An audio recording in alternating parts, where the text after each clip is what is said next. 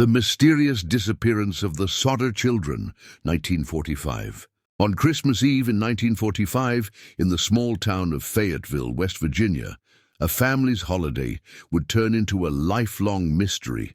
5 children, aged between 5 and 14, disappeared without a trace after a fire destroyed their home. What followed was a story of unanswered questions, strange coincidences, and a family's unrelenting search for the truth. George and Jenny Sodder, along with their 10 children, were living a modest, peaceful life in their 2-story home in Fayetteville. Christmas Eve seemed like any other, filled with joy and celebration.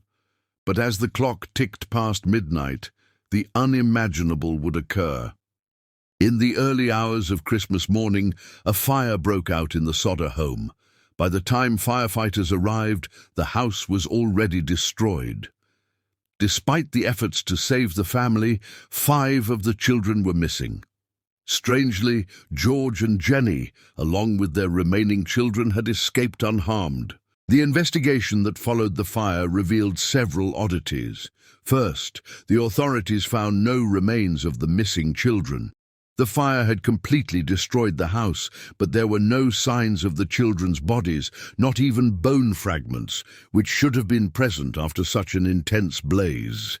Even more puzzling, the fire had burned much of the house, yet the clothes and personal items of the missing children were left behind.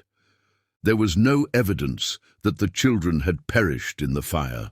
George Sodder, convinced that the fire was not accidental, began to search for answers. He believed the fire had been deliberately set, perhaps as an act of revenge.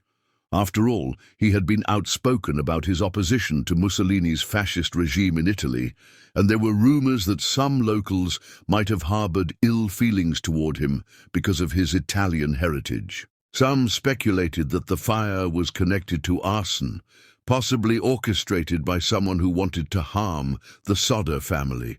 Yet no one could explain how 5 children could disappear from a burning house or where their bodies had gone. Strange reports began to emerge after the fire. 2 witnesses claimed they had seen a man driving a truck on the night of the fire. They said the man had been acting suspiciously, and they later believed he had been involved in the disappearance of the children.